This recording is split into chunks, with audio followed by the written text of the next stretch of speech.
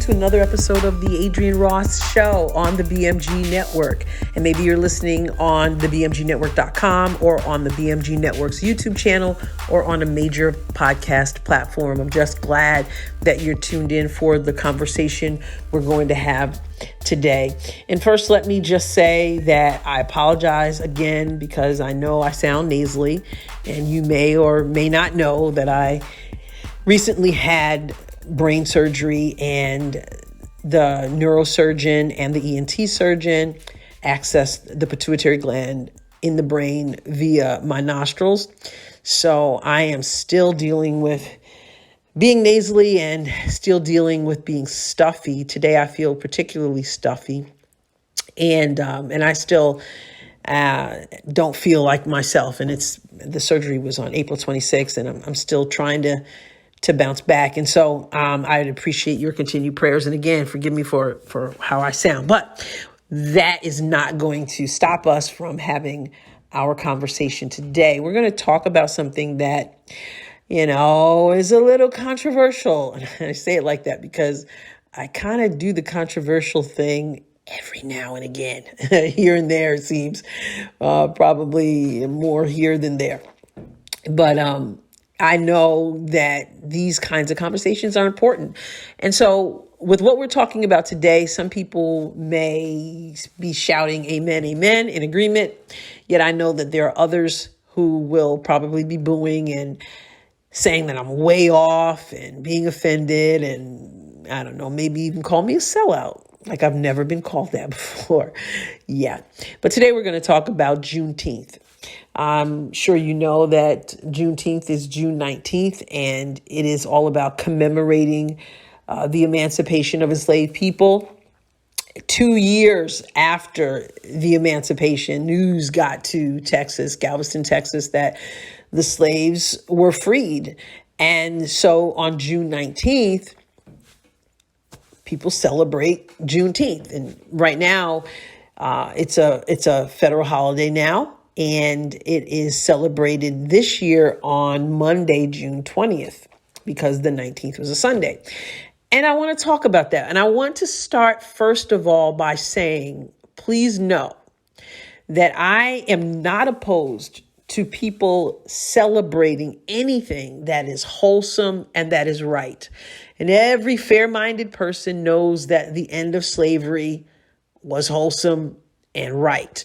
And I am in the number of fair-minded people. So I'm not opposed to celebrating Juneteenth for those who want to, as people celebrate, have barbecues and they have parades, and it's a huge thing for people. And I'm not hating on anybody at all. Please understand that. So I want to start by saying that. I need to say that because what I'm saying next may cause some people to think that I am opposed to it. Again, I'm not. Hey, celebrate any and everything you want. We need joy. We need fun. We need all that other stuff. And so if Juneteenth does that for you, then have at it, right? But I do have some things that I want to talk about concerning Juneteenth. All right. And this will probably be brief. I don't anticipate spending a whole lot of time as I kind of drop my thoughts. All right. But here's my deal with Juneteenth. I'm curious because so often you hear people talking about Juneteenth and they're excited about it. It's all about freedom. It's all about liberty, So it's woo woo Juneteenth, we're free, right? And yet some of these same people who are having these huge celebrations or posting on social media and all this stuff about Juneteenth are people who are complaining about being victims. The man has his boot on my neck, and the system keeps my people from being able to progress or being able to achieve a certain level of success. And so my thought is, okay, how can you be celebrating your freedom and at the same time declaring that the man or the system has made you a victim? See, I don't see being a victor and being a victim as the same thing. So if you truly believe that in this country, you're a victim and you can't get but so far because of the man, the system, then what are you celebrating? Why are you celebrating Juneteenth? Why are you plastering social media posts all over the place? Why are you having the barbecue and the t-shirt that you got made and all this stuff about Juneteenth if you don't really feel that you're truly free? If you still feel that you're enslaved to a system, why are you celebrating the news that came to Texas that we're free people? If you don't honestly believe that you're free, if you honestly believe that you're a victim, and it's the same, I'm not just talking to black folks. It's the same thing with other folks who feel that they're doing black folks a favor when they constantly talk about how we can't get ahead because of white folks.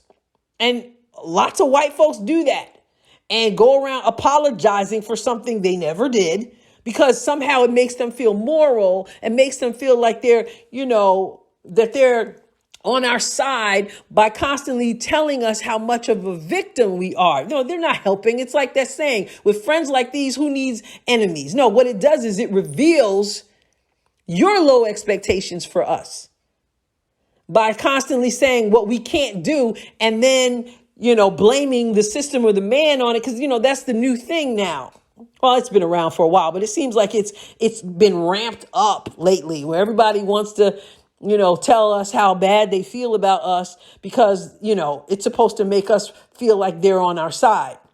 But it reveals what they truly think of our capabilities. But that's, maybe that's a conversation for another day. I just had to throw that out. What I'm saying is that it's not just black folks I'm talking about or talking to concerning Juneteenth.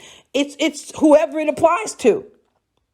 How you celebrate in one breath your freedom, your liberty, having these big Juneteenth celebrations, which again, I'm not opposed to it. Celebrate it all you want.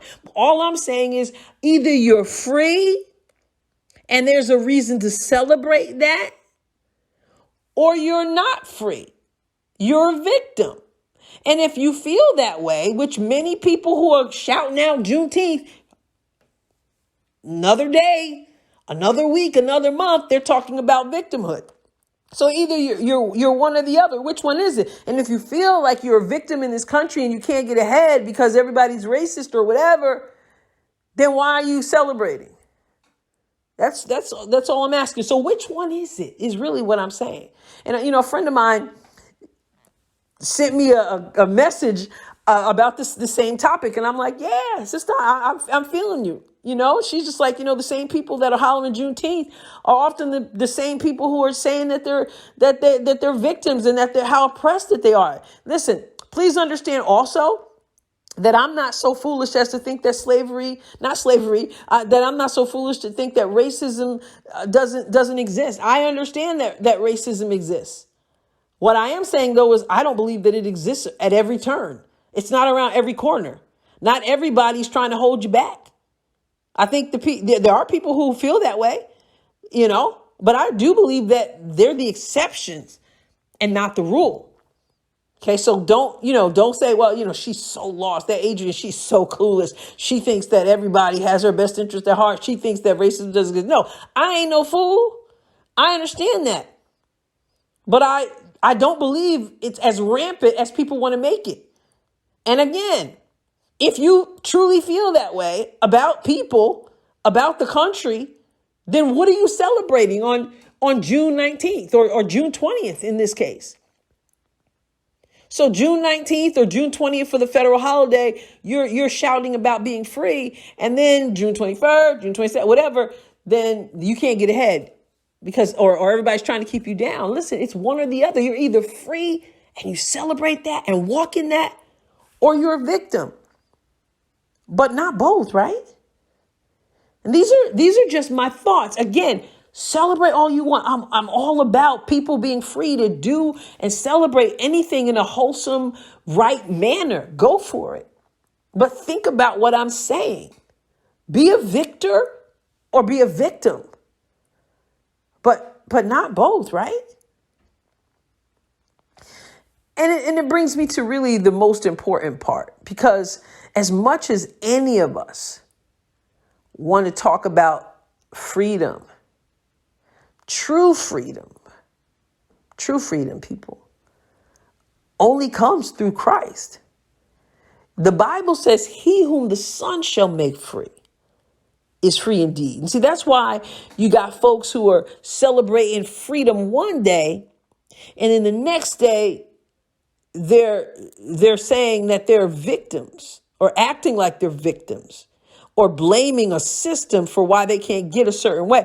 It's because that many haven't embraced what true freedom is. And you can have an Emancipation Proclamation, you can have a Juneteenth, and still not truly be free. Again, he whom the Son shall make free is free indeed. And until we embrace the Son, till we embrace Jesus, till we embrace Christ, we'll never know true freedom. We'll never walk in true freedom. I don't care how many barbecues you throw, and I don't care how many parades you have, or how many t-shirts you order. Freedom comes from Christ. And when we understand in him we are victorious, then we can cast aside the garments of victimhood. But until we do that, there ain't no real freedom. Not real freedom. He whom the Son shall make free is free indeed. We want indeed kind of freedom. And so I have to say that, because I can't talk about freedom without talking about Christ, because that's true freedom. That's what it's all about. And when we embrace that, we'll stop going back and forth and back and forth. Today I'm celebrating Juneteenth because of freedom. And then tomorrow, it's the man holding me back. Food for thought, kind of reminds me of, as I told my friend, of A Raisin in the Sun.